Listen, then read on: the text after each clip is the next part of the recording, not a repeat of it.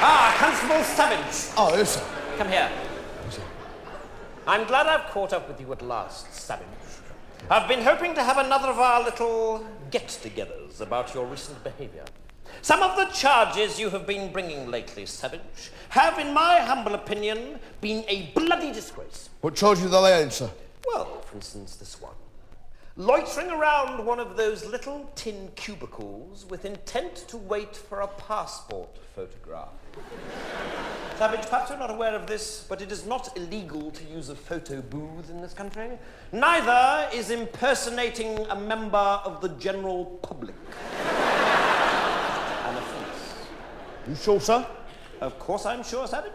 Also, there is no law against failure to report a shaving accident. Or shopping without due care and attention. You say so, sir? Yes, I do say so, Savage. Didn't the community policing course teach you anything? Yes, sir. Oh, yes, I was forgetting. Being in charge of a motor vehicle whilst under the influence of Haile Selassie. Savage, some of these charges are just plain stupid. Crossing the street to avoid me. Is this some sort of sick joke, Savage? No, sir. And we have some more here.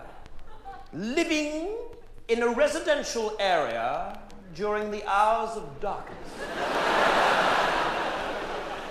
Living dangerously and willfully continuing to live after being asked to stop by a police officer. In short, Savage, in the space of 18 months since I last had the pleasure of your company, you have brought 2,354 ridiculous, trumped-up and ludicrous charges. Yes, sir. Against the same man, Savage. Your old friend and mine, Mr. Winston Cadogo of 55 Mercer Road. Leave the man alone, Savage. Look, you get some kind of perverted pleasure from going around inflicting misery on people? Yes, sir. I've just come from the station now. Mr. Cadogo was back in his old cell, of course, being held on a charge of grievous bodily odour.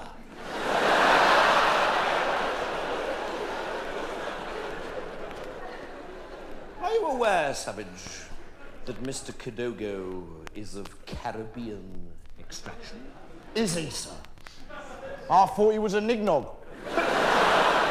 He smells like an eggnog, sir. Rubbish, Savage! He's an exceedingly fragrant gentleman. And before you arrest him for fragrancy, this has got to stop. Why don't you arrest someone else for a change? I have, sir. Oh, yes, I was forgetting. Mrs. Bodicea Cadogo, Mr. Nelson Cadogo, and Master Wellington Cadogo, aged 3. At 4 a.m. last Thursday morning, you broke down the door of Mr. Cadogo's house and arrested his wife for talking after lights out.